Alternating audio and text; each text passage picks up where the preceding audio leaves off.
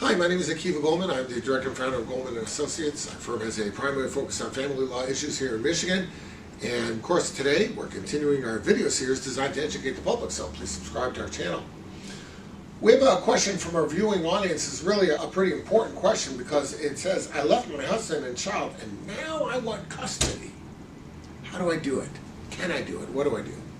Well, I have to tell you, you have really presented a challenge before the court. You see, on the one hand, if the environment where you left the child is a perfectly safe environment so that nobody's abusing anybody, there's nothing like that going on, so it's one person who could be a decent parent and the other person who could be a decent parent, the court wants to make a custody decision, the court has to go through its 12 factors to determine what's in the best interest of the child. You have no more chance of winning or losing that battle than anybody else.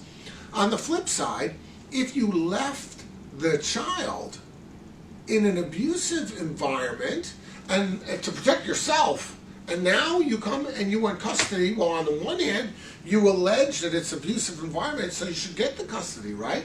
On the other hand, if it's such an abusive environment, why do you leave the kid there in the first place? And if you made the judgment that it's okay to leave your kid in that environment, should the court give you the custody given the kind of judgment that you showed? The court might very well therefore think, you know what, it couldn't have been that abusive an environment or the mom never would have left the child there. And if that happens, you can expect the court to take a very strong position with you. What with you calling the dad the abuser when clearly he is not. So that is an issue. Normally the court feels like this. If you want to take your child and go because it's abuse, the court can understand that, might even give you some protective emergency jurisdiction in order to create a situation where you could take the child and save the child from that environment.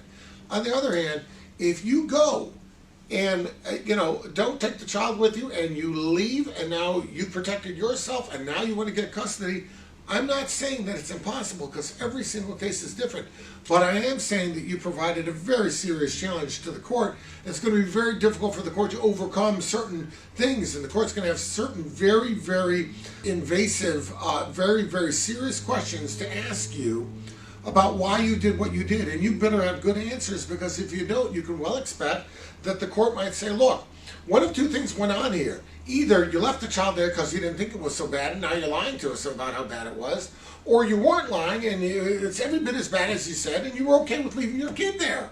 So in a situation like that, the court is going to have some real problems with your position. So you need to be able to ultimately do what you need to do and be able to do it in such a way where you can defend your position later on down the road. The moment you're doing something which you won't have a good answer to later on down the road, that's the moment that you realize, you know what, I have to rethink this action. Maybe it's bad at the house, but maybe I should be staying there anyway. Maybe I should file for divorce and file a motion to ask that the court remove my husband so that I can stay there. Maybe that's what you should do, rather than taking what could be construed as a presumptively selfish action. If you have any questions about that, reach out and we'll be glad to help you out.